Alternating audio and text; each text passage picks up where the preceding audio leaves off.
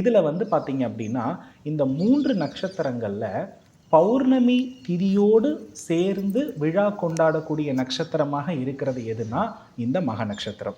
அந்த 3 கேதுவினுடைய நட்சத்திரத்திலேயே மக நட்சத்திரத்திற்கு ஒரு தனிப்பட்ட சிறப்பு இருக்கு. அது என்ன அப்படின்னா, மக நட்சத்திரம் நம்மளுடைய உடம்புல தொப்புள் பகுதியை குறிக்கும்.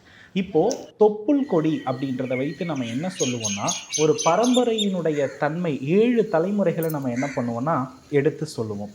இப்போ இந்த தொப்புள் கொடியையும் ஆலமரத்தையும் வியாதிகளை முற்றுப்புள்ளி வைக்கிறதுக்கு ஒரு தேடல் எத்தனையோ பேருக்கு இருக்கும். இன்ன வரை அவங்க மருத்துவம் மட்டும்தான் எடுப்பாங்க. அதுக்கு முற்றுப்புள்ளி வைப்பது மக நட்சத்திரம். அப்போ நாம ஒரு விஷயத்தை நல்லா புரிஞ்சுக்கணும். இந்த மாசி மகத்தன்று நம்மளுடைய ஆணி வேரில் இருக்கக்கூடிய ஆணி வேரை சரி பண்ணிட்டா என்ன ஆகிடும்? விருட்சம் சிறப்பாக வளரும்.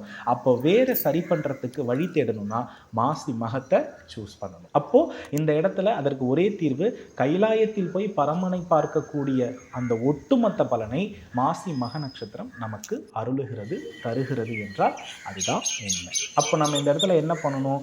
ஆலமரத்தை ஸ்தல விருட்சமாக கொண்டிருக்கக்கூடிய ஆலயங்களுக்கு மாசி மகத்தில் சென்றால் தன்னுடைய பரம்பரையில் ஆணிவேரால் செய்யப்பட்ட சாபங்கள் அனைத்தும் விலகும். மக நட்சத்திரத்திற்கு மந்திர நட்சத்திரம்னு பெயர். மந்திர நட்சத்திரம் அப்படின்னா என்னன்னா, பொதுவாக இந்த நட்சத்திரத்தில் ஒரு முறை மந்திரம் ஜெபித்தால் 1,00,000 முறை மந்திரம் ஜெபித்ததற்கு சமம்.